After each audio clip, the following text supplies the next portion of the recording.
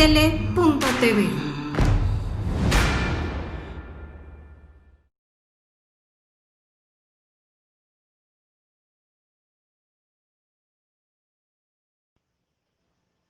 Contrapunto TV, comenzamos. Amigos, muy buenas tardes. Estamos aquí inaugurando el programa en el 2021, después de unas sensacionales vacaciones en Acapulco, en la azotea. Como verán, lo pasamos muy bien y bueno, pues por lo menos olvidamos un poco, pero pues desgraciadamente hay muchos asuntos que nos tienen alarmados. Naturalmente la pandemia que sigue pues cosechando millones de contagiados y muertos. Y bueno, pues les prometemos que vamos a hacer un nuevo programa al respecto.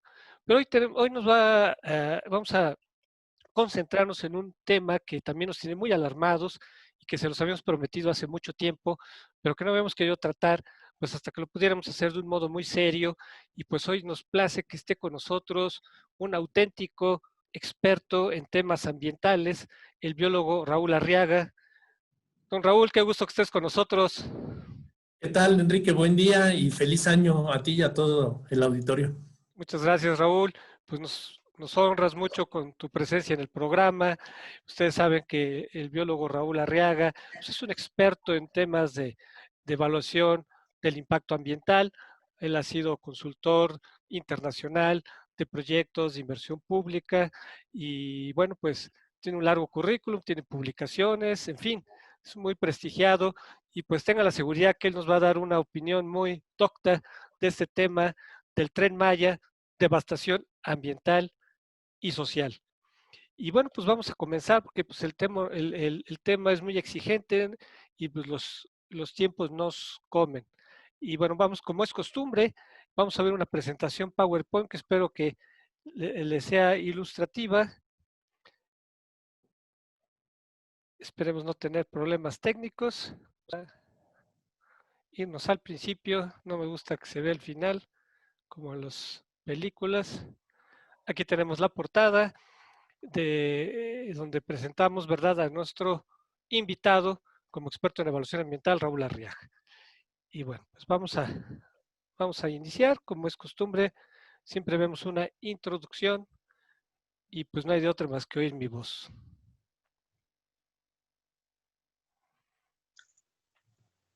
De las obras faraónicas del actual sexenio, el Tren Maya es la más destructiva. El ferrocarril recorrerá una distancia de 1.500 kilómetros y pasará por los estados de Chiapas, Tabasco, Campeche, Yucatán y Quintana Roo. Según el gobierno, se pretende detonar la economía de la región, el turismo, y transportar productos con más eficiencia y seguridad, reordenar el crecimiento urbano y comercial a través de comunidades sustentables, reforzar la conservación y mejoramiento de zonas arqueológicas, restaurar los ecosistemas y aprovechar de manera sustentable los servicios ecosistémicos del sureste. Sin embargo, desde el día cero el proyecto ya violaba el marco jurídico y a la fecha existe una gran incertidumbre y creciente alerta dada la falta de información y transparencia, las irregularidades y fuertes incumplimientos legales.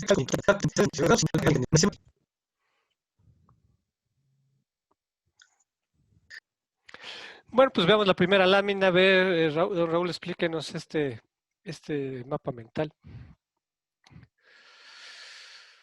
Con gusto, Enrique. Pues es como contexto a la evaluación de impacto ambiental, siempre parte de una idea de proyecto de inversión. Y todo proyecto de inversión es así. Alguien tiene una idea y a partir de ello se desarrolla un proyecto y este proyecto pasa por la evaluación de impacto ambiental. La evaluación de impacto ambiental la hace un experto, un equipo técnico experto y este equipo técnico integra la manifestación de impacto ambiental, la cual es sometida al procedimiento de evaluación de impacto ambiental ante la autoridad competente. Ese sería el ciclo de los elementos de evaluación de impacto ambiental. Y aquí hay algo importante. Entre la idea de proyecto y la evaluación de impacto ambiental, es necesario que exista un proyecto. Es decir, lo que se evalúa en materia de impacto ambiental es el proyecto. La idea todavía es algo muy ambiguo, ¿no? Todavía no hay una concreción, no hay una definición. Y proyectos de gran envergadura como el Tren Maya requieren de años de estudios y planeación. no son proyectos que se puedan resolver en cuestión de meses, son proyectos que requieren años de desarrollo, de estudios, de investigación, para poder hacer una valoración ambiental bien estructurada. Entonces, esto es algo bien importante. Si vemos entonces en la siguiente lámina, este proyecto, pues es una idea que todavía no tiene proyecto. Es decir, se lanzó la idea de un tren que recorriera la península de Yucatán en sus extremos, que le diera, digamos, la vuelta a la península y que ligando desde el sistema ferroviario nacional a partir de Palenque, que es en donde empieza, digamos, la zona maya, la parte norte del estado de Chiapas, el estado de Campeche, Yucatán y Quintana Roo, pues establecer un circuito vial, ferroviario, perdón. Este proyecto, esta idea de proyecto está dividida en 4 fases, y de estas 4 fases, lo que se sometió ya a evaluación de impacto ambiental es la fase 1, el tramo 1 que va de Palenque a Mérida. Y aquí habría que hacer una distinción importante. Cuando hay un proyecto de esta magnitud, la ley lo que establece es que el proyecto debe de ser evaluado en su conjunto. No puede ser evaluado por tramos, porque de nada serviría que se aprobara el tramo 1 y el tramo 3, pero el tramo 2 no, porque entonces el proyecto no tendría sentido. Es decir, se tiene que evaluar en conjunto. Un primer fallo es que no hay una evaluación integral del proyecto, sino es por tramos, por pedacitos. Esto va en contra de la ley, va en contra de un principio internacional de evaluación de impacto ambiental, en donde lo que correspondería sería hacer una evaluación de impacto ambiental integral del proyecto. Yo creo que cualquier estudiante de biología, de economía, de ingeniería, sabría que, pues antes de echar a andar un proyecto, pues hay que estudiar, hay que hacer el proyecto y evaluar el proyecto. Y justamente, bueno, aquí nos vamos a concentrar en lo ambiental, pero se ve que ni siquiera desde un punto de financiero es un proyecto que realmente se haya evaluado, porque como tú has señalado correctamente, un proyecto de esta naturaleza requiere años. No sé si tú has viajado por ejemplo, en el ferrocarril Chihuahua Pacífico. Yo viajé hace 2 años, poco menos de 2 años, y era época de vacaciones, ¿eh? Y una cosa que me llamó la atención es que el tren iba vacío, ¿sí? O sea, es impresionante que iba vacío el tren. Y me llamó mucho la atención porque pues es un tren muy posicionado, no solo nacional, sino internacionalmente. O sea, se conoce en el mundo. Es un tren conocido. Y yo digo, bueno, pues este tren no puede ser viable financieramente, porque si el tren va vacío, pues es obvio que no tiene una viabilidad. Imagínate, vacío en época de vacaciones, ¿no? Luego este tren, y me salió un poquito del tema nomás para recalcar lo que tú estás señalando sobre la necesidad de evaluar y de hacer estudios con años de anticipación. Y aquí lo más alarmante del asunto es que ya se echó a andar las obras sin haber hecho toda una evaluación integral, Raúl. Así es, y fíjate que esto que comentas, yo tengo la fortuna de venir de una familia ferrocarrilera. Mi abuelo fue jefe de estación y telegrafista allá en la época de la Revolución. Mi padre trabajó también en el sistema ferroviario, en los ferrocarriles, mis tíos en la parte de trazado de la vía y mantenimiento. Y tuve la fortuna de, en mi niñez, recorrer el país en tren. Y conozco pues todos los trenes de servicio de transporte de pasajeros que existieron en México hasta la década de los 80s, principios de los 90s, cuando desaparecieron por eso, porque no eran rentables, no había uso del tren. En mi niñez recorrí este tramo Palenque-Mérida, es decir, desde la Ciudad de México, y no llevaba demasiados carros de transporte de personas en los 80s, porque no había tanto que transportar. Y todavía en los finales de los 90s, hacia el 2000, se trató de revivir este tramo cuando el señor Slim adquirió unas haciendas y trató de impulsar el turismo ahí, pero la gente no se mueve en tren. Es un sistema de transporte muy lento para las necesidades actuales, ¿no? La gente tiene 10 días de vacaciones y esos 10 días de vacaciones requiere invertirle, pues cuando menos 8 en la diversión y 2 en transporte.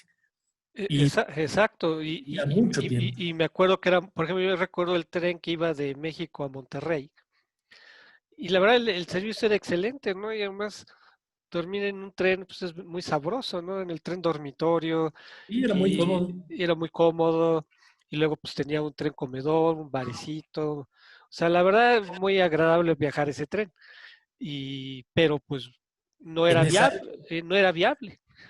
claro, porque hoy, en aquella época no había ni el acceso a los vuelos como lo hay ahora, eh, tantos vuelos con un precio más bajo y tú puedes ir y venir a Monterrey en un día.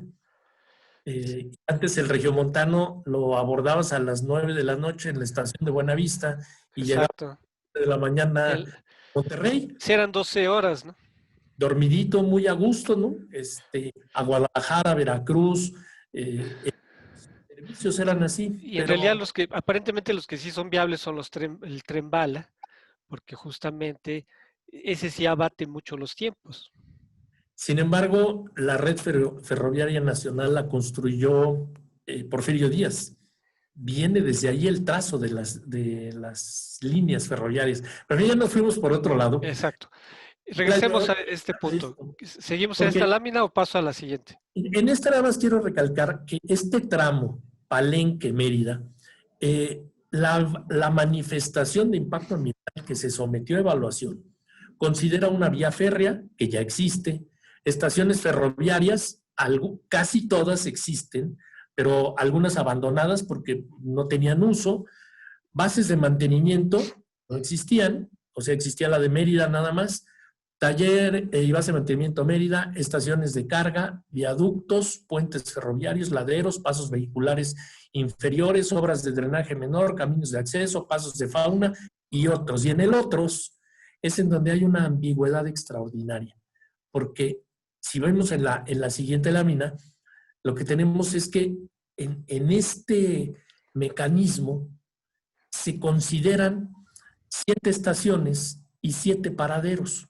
Y aquí están, 7 estaciones: Palenque, Boca del Cerro, El Triunfo, Escárcega, Campeche, Mérida e Izamal. Esas son las estaciones que ya existen, porque ya existían desde entonces, pero a una condición de los 70s, más o menos, ¿no? 60, 70s.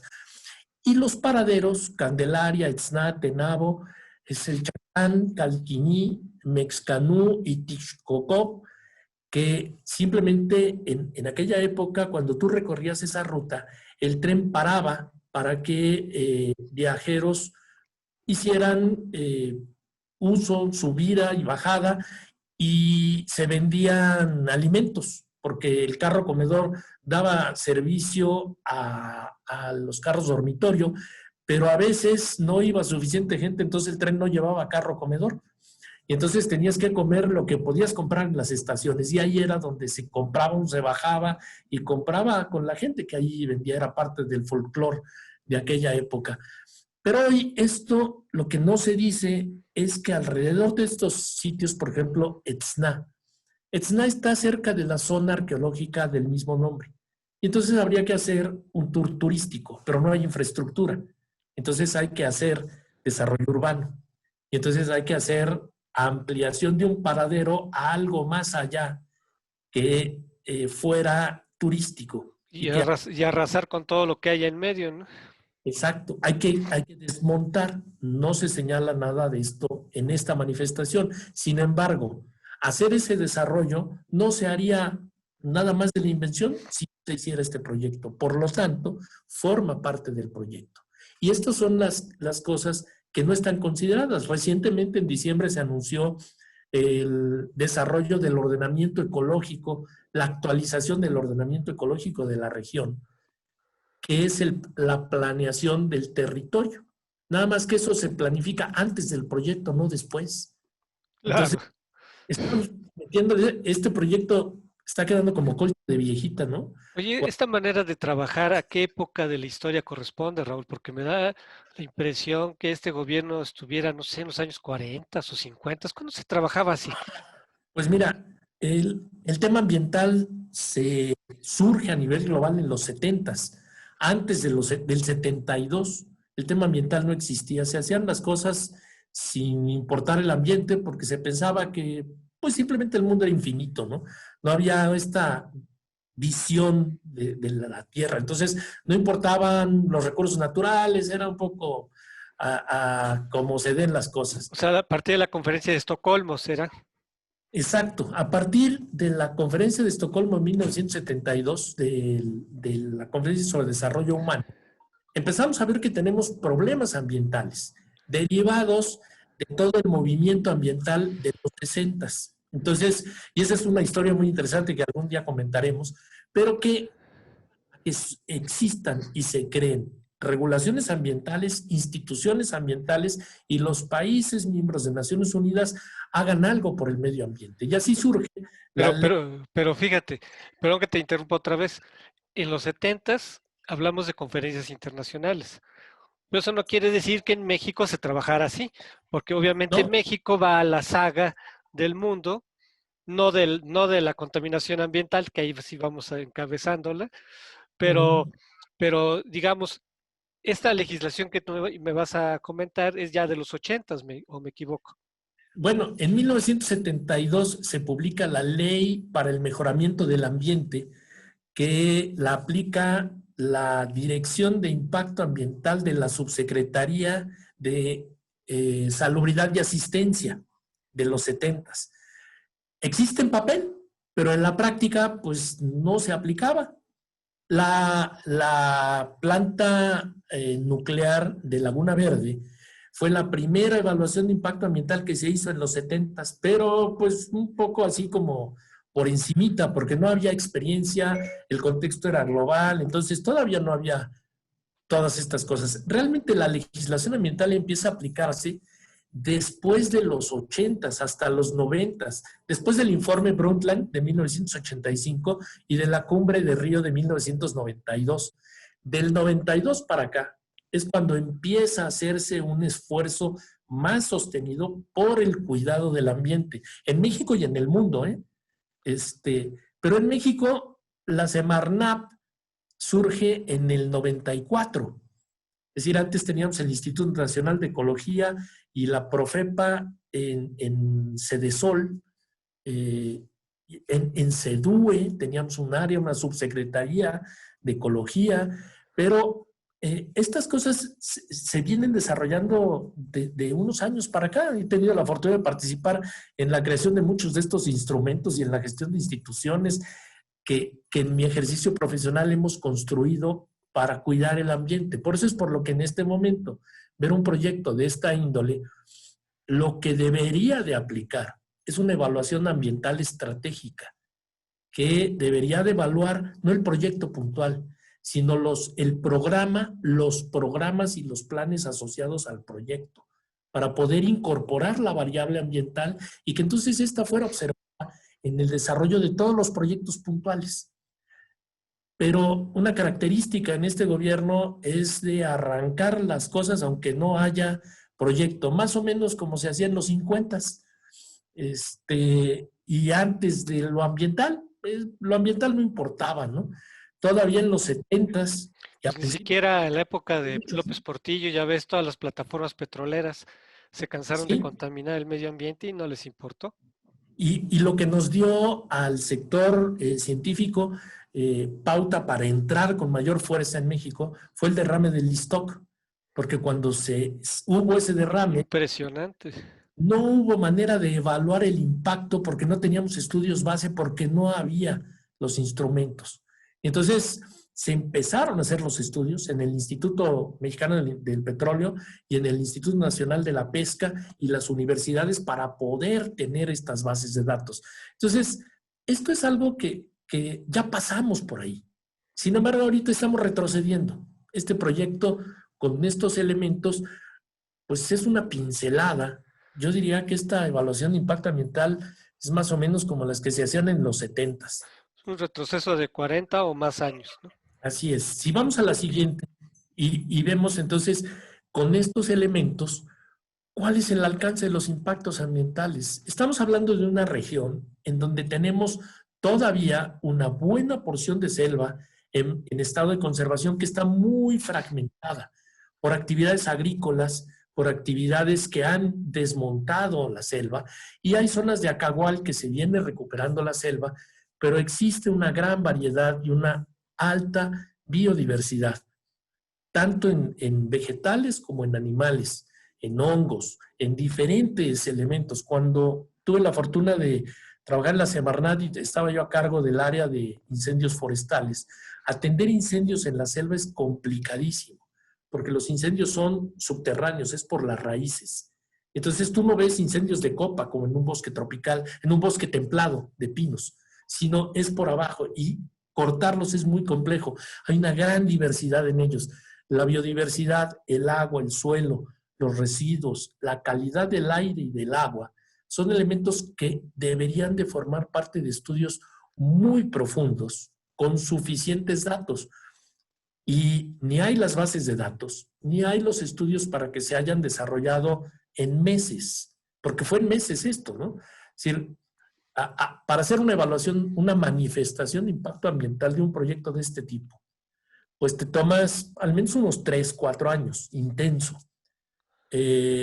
Participé en los estudios de las aves migratorias de los cuerpos de agua del Valle de México durante 7 años para dar un soporte al desarrollo del proyecto del nuevo aeropuerto que fue cancelado. 7 años de estudios. Año con año, mes a mes, estábamos monitoreando todas las aves migratorias. Entonces, sabemos perfectamente cómo se comportan las poblaciones de aves, de dónde a dónde se mueven, y había toda una estrategia de administración de los recursos. Sin embargo, pues en esto no hay esta valoración. Y tenemos recursos como el mono aullador y el jaguar, que son especies que están en la norma 059 y que esto implica que están en un estado de riesgo, amenazadas. Y los ríos subterráneos, cavernas y cenotes que conforman este sistema kárstico de la península de Yucatán son elementos únicos que dificultan mucho la construcción de infraestructura de alta carga. Es decir, tú ves en Yucatán y no hay edificios altos en ninguna ciudad. Edificios de 6, 8 pisos cuando mucho, pero no más. Y esto es porque la cimentación requiere de una cimentación a suelo duro, firme, que está después de la zona kárstica. Esto es como una esponja. Entonces tienes que hacer una cimentación a 50 metros de profundidad para encontrar suelo duro. Y el costo de esa cimentación pues es muy alto. Y vamos a ver más adelante algo de lo que sucede con los proyectos lineales.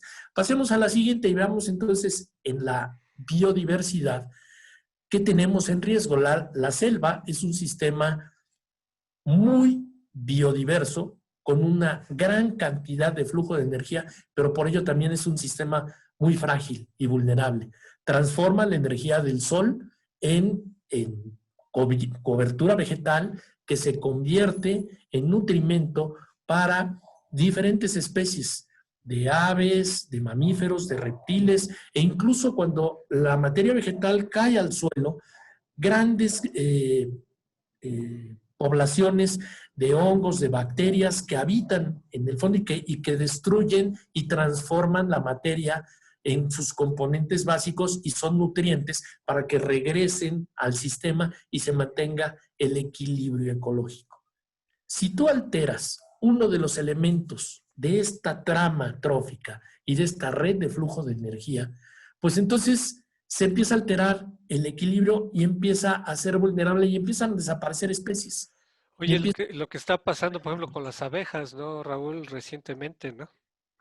Es algo que sucede cuando tú alteras esto. Y aquí tenemos, así como las abejas son importantes, los murciélagos en las zonas selváticas, y lo tenemos ahí en las cavernas de la reserva de la biosfera de Calakmul, por donde piensa pasar el tren en una de sus fases, pues es muy vulnerable. Si tú quitas la vegetación, los murciélagos tampoco van a vivir.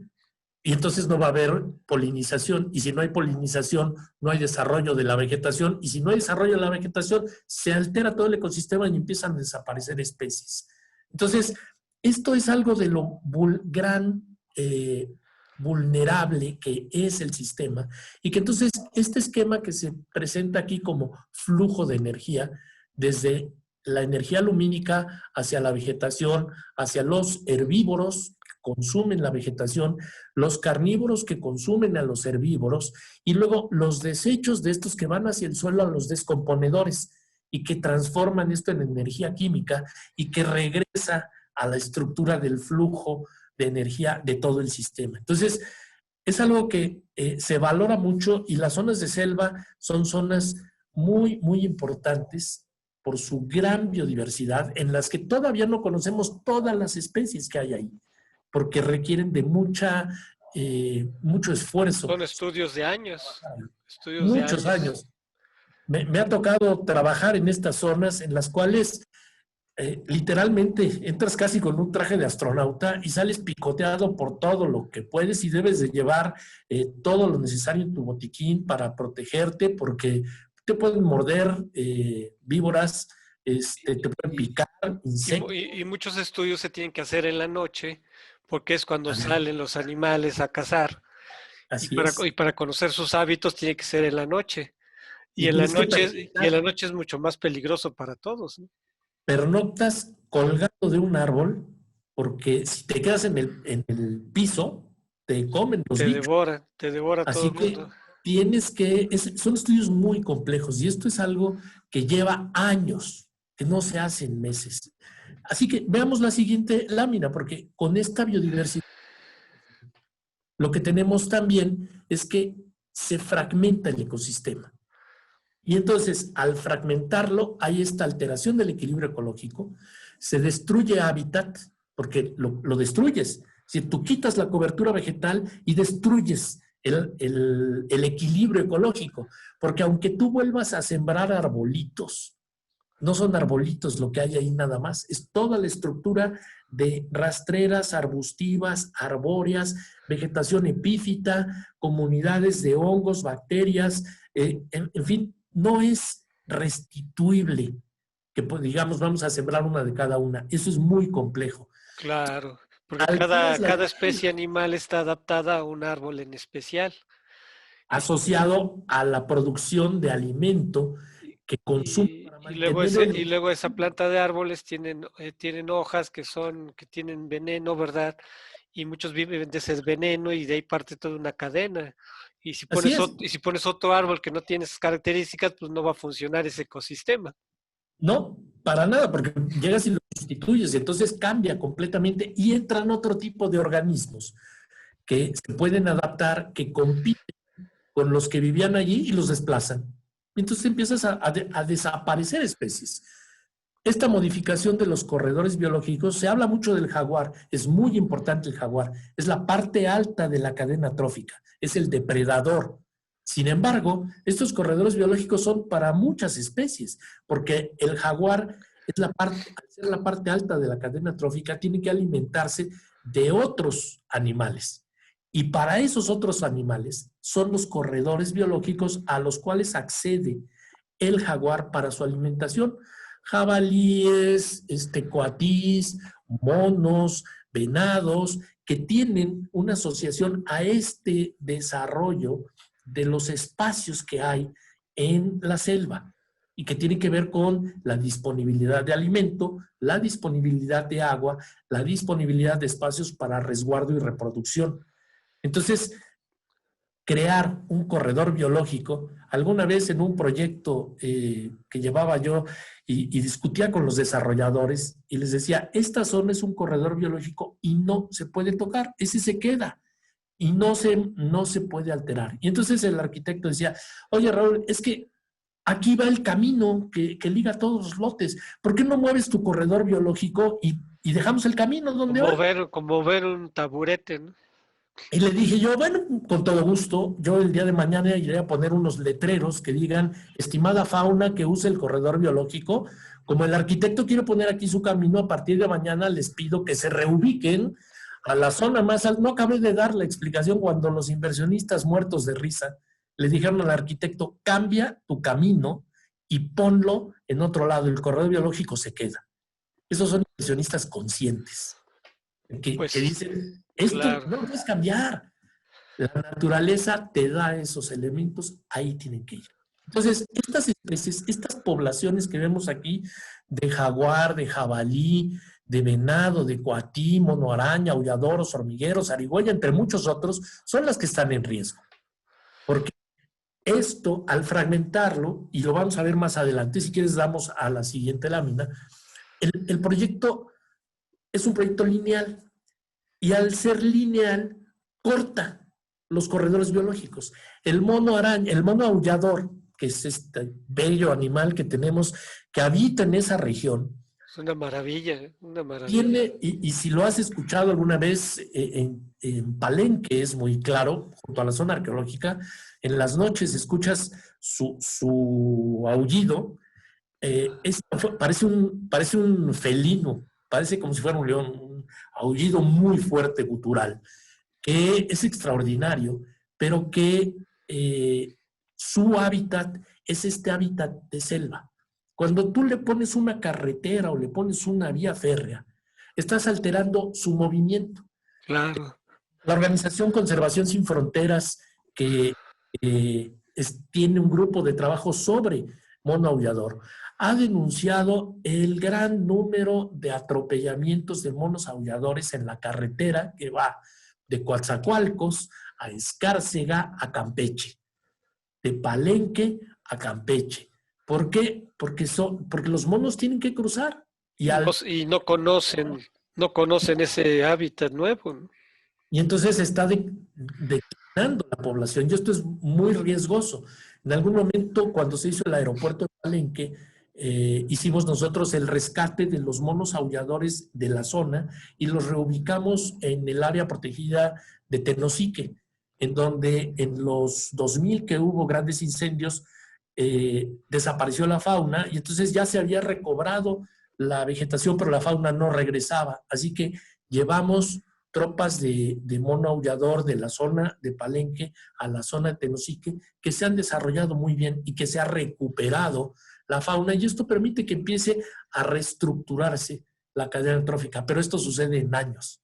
Entonces, claro, es un problema que no sabemos cómo, y se habla de pasos de fauna, y entonces... Como si fueran a leer los animales los letreros, ¿no? Y a pasar por donde dicen, ¿no? Y nos pintan los ejemplos de los pasos que utilizan en Alemania, en Francia.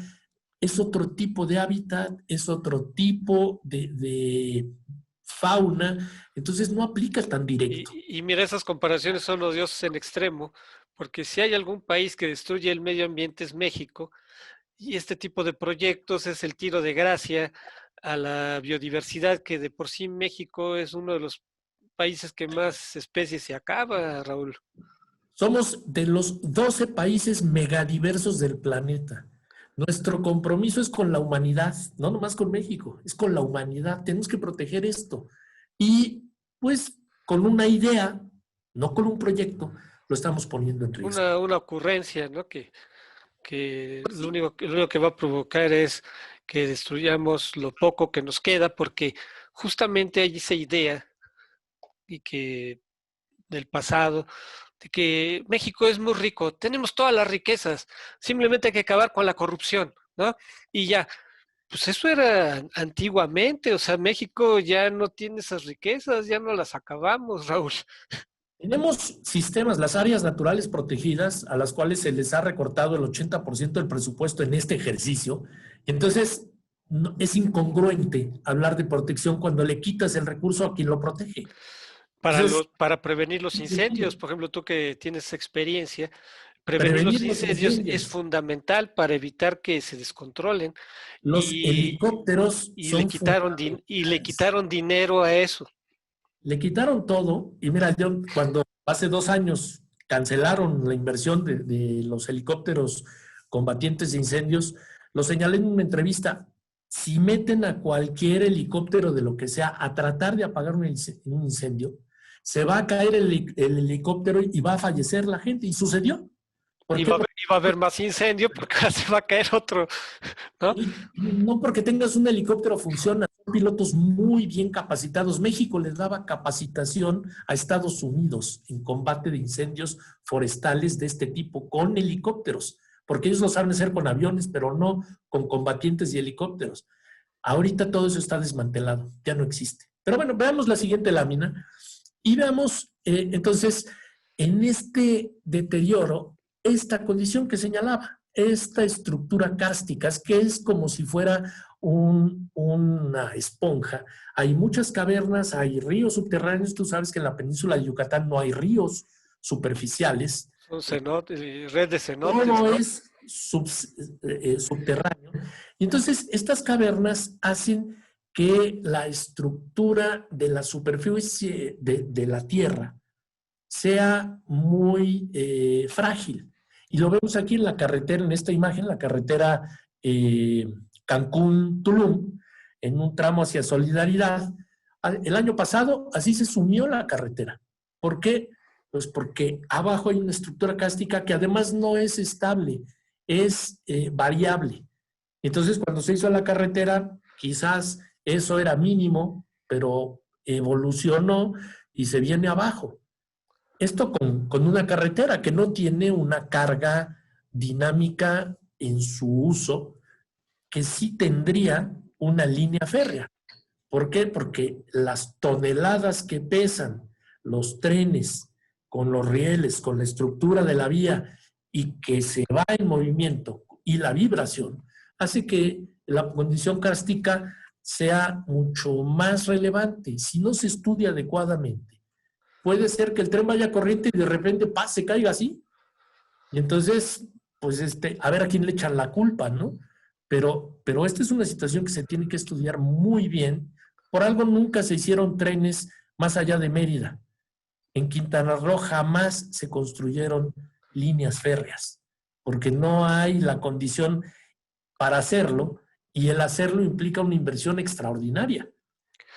Sí, porque a lo mejor se tendría que hacer aéreo, ¿no? A lo mejor. Exacto. Hacerlo aéreo para poder hacer solamente hincar los pilotes de los soportes que lleva la trave donde va el tren corriendo por arriba. Y entonces la cimentación es puntual en una serie de tramos, de puntos sobre la línea para sostener elevado el tren, que obviamente no puede ser de carga. Exacto. No aguantaría eso. Por eso es por lo que de pronto decir, un tren que va a ser de pasajeros y de carga, no es compatible una cosa con la otra. Eso implica que nunca se ha viajado en tren, no sabe cómo funcionan los trenes, porque cuando un tren de carga se desplaza, va a menor velocidad que el de pasajeros. El de pasajeros lo alcanza y el de carga se tiene que salir a una vía de escape de la longitud suficiente para que se pare y deje pasar al de pasajeros y retome su tramo. Lo mismo si lo alcanza de ida, que si va de ida y el de pasajeros viene de regreso, ¿no? O sea, es operación ferroviaria, pero es algo muy vulnerable, la condición kárstica. Ahora, veamos entonces qué hay, además de esto, que es lo ambiental, en la siguiente lámina. Veamos que... Aquí está lo que señalabas de... Exacto. Que en Quintana Roo no se habían construido trenes. De 1910. Esto viene de un folleto de Ferrocarriles Nacionales de México que yo conservo. Y esta era la red ferroviaria en los 50, y ahí vemos en la parte derecha cuáles eran las líneas férreas que existían en la península, que solamente era Mérida-Campeche, Mérida-Valladolid y otras pequeñas, que además fue una red ferroviaria construida por los ingleses con un tren de vía angosta para poder sacar la producción de Enequén hacia Progreso. Para eso se hizo esa vía férrea. Cuando los Ferrocarriles Nacionales de México integraron toda la red de ferrocarriles, se unieron los Ferrocarriles Unidos del Sureste. Se construyó la vía Campeche, Escárcega, Palenque, Coatzacoalcos, que es la que existe, pero no había en Quintana Roo. Y no había porque no había manera de llegar allá, era selva y no había para qué ir, ¿no? pero tampoco las condiciones de construcción eran las más adecuadas. Veamos la siguiente lámina, que es la red de ferrocarriles. Esta ya no era, Ya no, pero ya no bien, pero más adelante lo vamos a retomar, porque esto sí. que es algo importante es, además de esta condición, la condición de la población indígena. El convenio 169 de la Organización Internacional del Trabajo, que ratificó México en 1990, se incorpora a nuestro marco regulatorio como ley. Es decir, estamos obligados a cumplir con eso porque nos obligamos al ratificar el convenio. Esto implica que cuando se quiera hacer un proyecto de cualquier tipo, en donde haya población indígena, se debe de hacer la consulta de proyecto o de la actividad que se quiera a esas comunidades. ¿Y qué es lo que se les plantea? La consulta debe de ser previa, libre e informada. Eso establece el convenio. Previa al desarrollo del proyecto, libre, que no debe estar asociada a ninguna condición coercitiva, y bien informada en su propia lengua y de acuerdo a sus usos y costumbres. Es decir, se tiene que traducir a su lengua el proyecto y se les tiene que explicar el proyecto. Me ha tocado participar en algunos proyectos de estos, de actividades de infraestructura y mineras, en donde a la comunidad en su lengua se les traduce el proyecto y se les explica el proyecto, no la idea de proyecto, el proyecto, con los elementos en los que se incide en su interés, en áreas de su valor cultural, porque allí desarrollan actividades religiosas, o porque son sus actividades productivas, o porque está asociado a sus costumbres. Y entonces se tiene que buscar de qué manera establecer un mecanismo para cumplir con esos elementos. He estado trabajando con la comunidad yaqui acá por el proyecto del acueducto bicentenario, en donde no se les consultó. La Suprema Corte de Justicia ordenó que se cancelara el proyecto ya construido y que se quitara. Sigue allí en pleito. De 10 comunidades yaquis he platicado con 7, ya estamos más o menos de acuerdo en un mecanismo, pero llevo 4 años y no es fácil, porque hay que explicarles claramente y respetar su condición. Ellos están allí desde antes. Este gobierno nos ha dicho que las comunidades y los pueblos originales, sin embargo, aquí la consulta que se hizo no se ligó a lo que establece el convenio 169 y ya la Comisión Interamericana de Derechos Humanos señaló que México debe de cumplir con este convenio porque es una condición de vulneración de los derechos humanos de las comunidades indígenas. Y está en la Constitución además. O sea, la Constitución garantiza esos derechos y establece la obligación de consultarlos. Así es. La resolución de impacto ambiental de este tramo que se acaba de autorizar el 1 de diciembre, en la condicionante 1 del oficio, establece que el promovente debe de presentar informes semestrales que den seguimiento a los acuerdos establecidos en la consulta indígena correspondiente. Es decir, lo pone como la primera condición. Sin embargo, todavía no hay consulta indígena, no como se establece en la ley, sino pues como estos mecanismos a mano alzada. Sí, se hace un meeting y los que están ahí votan y ya. Y la verdad es que son mecanismos de acercamiento, de integración, de buscar la confianza de la comunidad, de comprender claramente. Y mira, con los yaquis he trabajado un buen rato en donde los yaquis con los que estoy interactuando son abogados, ingenieros agrónomos, ingenieros civiles, pero indígenas, que viven en sus comunidades y que están interactuando en defensa de su comunidad. Entonces, esto es algo que no está claro y que pues ya hay amparos, ya las comunidades indígenas de Campeche lograron una sentencia del Poder Judicial para que se detenga la construcción del tramo de Campeche-Escárcega. Y si se detiene ese tramo, ¿de qué sirve el tren Campeche-Mérida y Palenque-Escárcega? No tiene sentido. Y aquí lo vemos. ahí está la ruta, ahí están las comunidades que son afectadas. Más de 1828 dice, y hablamos globalmente de millones de personas afectadas. Sí, miles de personas en esto, directamente comunidades indígenas y asociado a esto el interés de muchos otros grupos. Pero aquí se ve claramente el trazo cuando pasa por el área, después de Campeche, hacia Mérida, la línea férrea cruza el área natural protegida Los Petenes, llega por Tenabo. Tenabo es una zona en donde hay una gran cantidad de manglar. Son humedales, son manglares importantes, y ahí un poquito hacia la playa, pero en ese mismo sistema, están las grandes poblaciones de flamingos. Entonces, esto es algo que no está asociado, no está ni siquiera mencionado en la manifestación. Es decir, la manifestación se concretó a ver impactos puntuales directos. No vio impactos sinérgicos, acumulativos, ni residuales.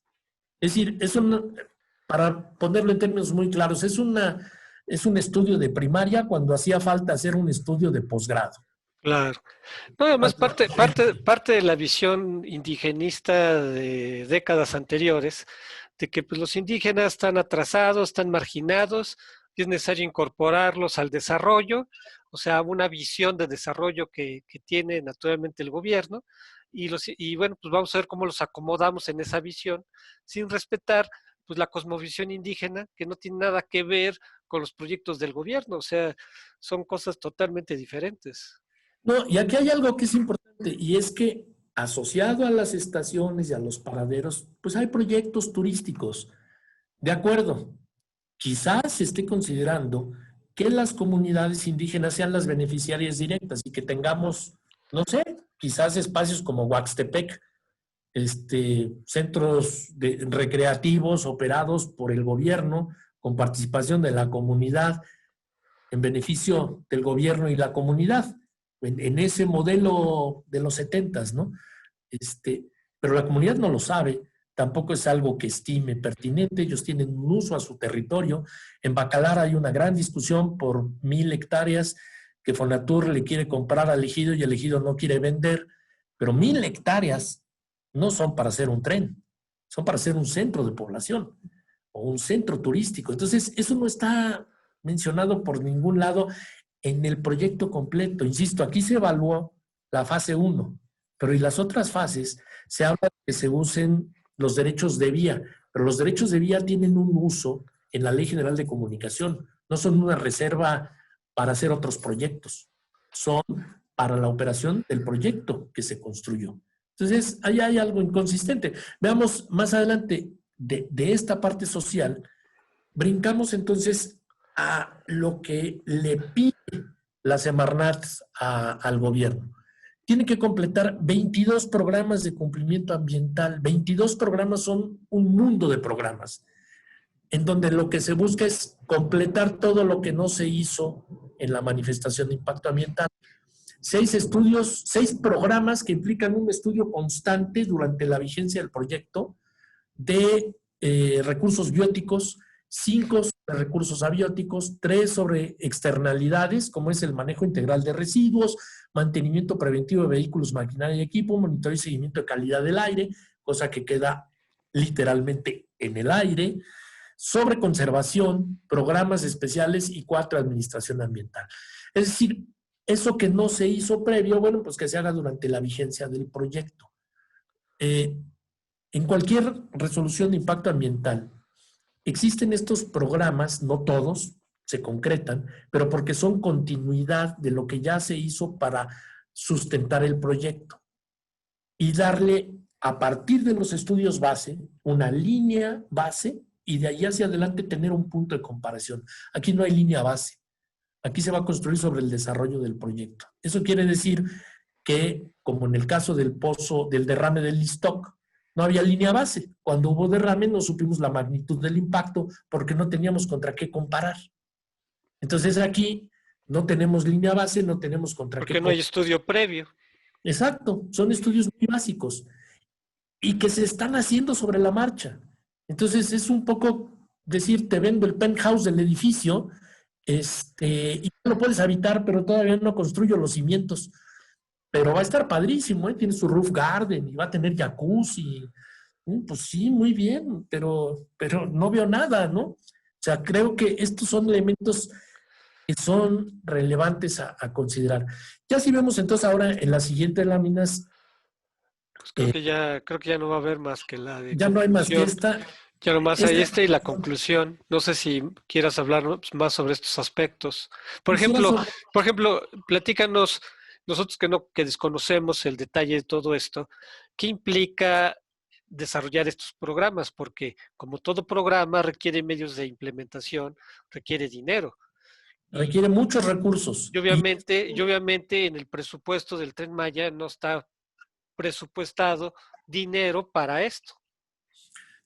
No completo, porque además solamente la supervisión ambiental de la ejecución de todos estos programas, que se habla por aquí en los de administración, grupo de atención técnica operativa, muy bien, asesores ambientales, ¿no? Supervisión ambiental es como el supervisor de obra, tiene que verificar que todo esté funcionando.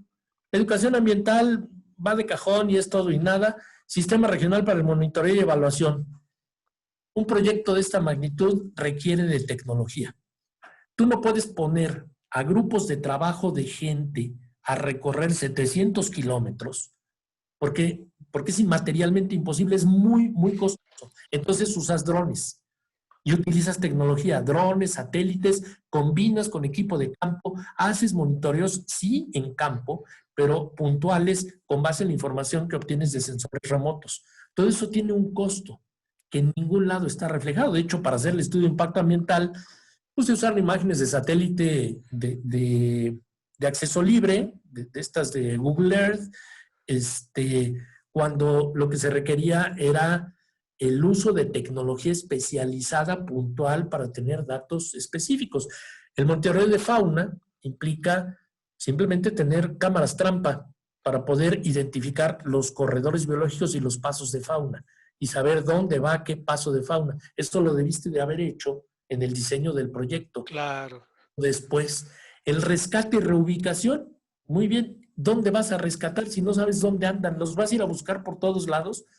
Primero tienes que estudiar dónde están las poblaciones que vas a rescatar y luego tienes que ver a dónde los vas a reubicar. Porque Oye, no, ¿y cuántos equipos técnicos se requiere para implementar estos programas? Muchos equipos técnicos y muy costoso todo ello, Raúl. muy costoso. La implementación de estos estudios en materia ambiental, hicimos una valoración aproximada. Solamente lo ambiental requiere de alrededor de 80 a 90 millones de pesos al año. No los tiene el proyecto, ni siquiera para el proyecto. No. Entonces, es decir, los tiene para muchas cosas, pero para lo ambiental no. Y bueno, Sí pues es algo que nos preocupa. hay muchos aspectos y se nos está acabando el tiempo. Justamente nos preocupa y por todo esto que has comentado se le ha llamado el tren de la vergüenza. Y fíjate, daño ambiental y social irreversible a cambio de una obra inviable e inútil. O sea, yo me pongo a pensar, ¿realmente era necesario hacer un tren en esta zona, Raúl? Quizás en esta época, como el tren Tequila ahí de Guadalajara a Tequila, pues tienes un incentivo, te trepas al tren y vas tomando tequila, ¿no? ¿Y qué te importa? Es un tramo cortito, pero aquí, ¿quién dispone del tiempo para subirse a hacer qué en el tren? Ya no estamos acostumbrados a eso. Y sí puede ser, vamos a regresar a la vida más tranquila. Mientras eso sucede, hay que ver si económicamente esto es rentable. Y más si estás destruyendo el medio ambiente, eso va en contra del mismo turismo, porque los flujos turísticos justamente van a las zonas donde se valora el medio ambiente, no donde se ha destruido. Lo que vendes es el ambiente. Lo que estás vendiendo es poner al acceso de la gente ese valor natural que existe. Si lo quitas, ya no tienes que vender. Ya lo que lo encuentras en Disneylandia. Luego, si a esta obra le agregamos el impacto ambiental del aeropuerto de Santa Lucía, el impacto ambiental de la termoeléctrica de Huesca, el impacto ambiental de la refinería de Dos Bocas, más toda la destrucción del medio ambiente que se hace en las demás partes del país, ¿no se va a agravar más la crisis ambiental de México y del mundo? Pues de entrada ya no estamos cumpliendo con nuestros compromisos del Acuerdo de París. Es decir, pasamos de una economía que venía desarrollándose un país hacia la transformación de energías limpias y regresamos a los hidrocarburos. Y ya no cumplimos con los objetivos del año antepasado, del pasado, y este año no vamos a cumplir porque se dejó de hacer ese trabajo. Y entonces, ¿qué? Las inversiones para cambiar a la reducción de emisiones contaminantes de gases de efecto invernadero, pues con este tipo de proyectos, lejos de reducir, los estamos incrementando.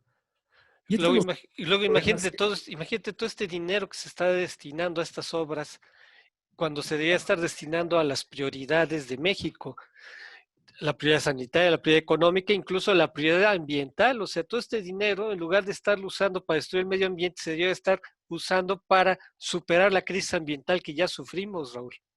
Yo vería este proyecto viable si nos limitáramos a usar lo que ya existe hasta Mérida y quizás hacer una línea de Mérida a Cancún.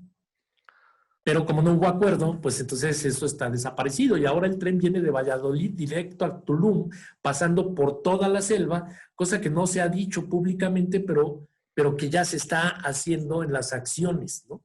Entonces, esto es algo en donde no hay una valoración integral del proyecto y es lo que nos preocupa, porque hemos venido trabajando durante años, profesionales dedicados en nuestra vida al trabajo ambiental y ahora simplemente un plumazo y por una voluntad impuesta nos están destruyendo el país y los esfuerzos que tanto nos tomó hacer el andamiaje de instrumentos, de planes, de leyes ambientales que nos permitan hacer un uso sustentable del país y de nuestros recursos. Entonces, por todo ello está mal llamado el Tren Maya porque se está destruyendo el mundo maya, Raúl. Y los propios mayas ya se inconformaron, ya dijeron que de maya no tienen nada y que ellos no permiten que se use el nombre maya cuando no es maya. Exacto.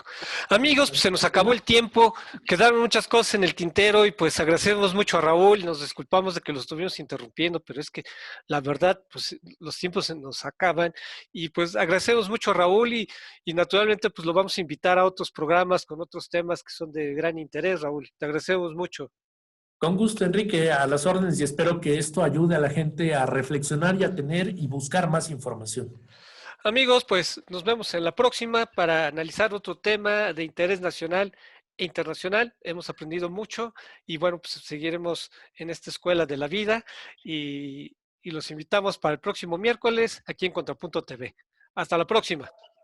Hasta luego, muchas gracias. Astele.tv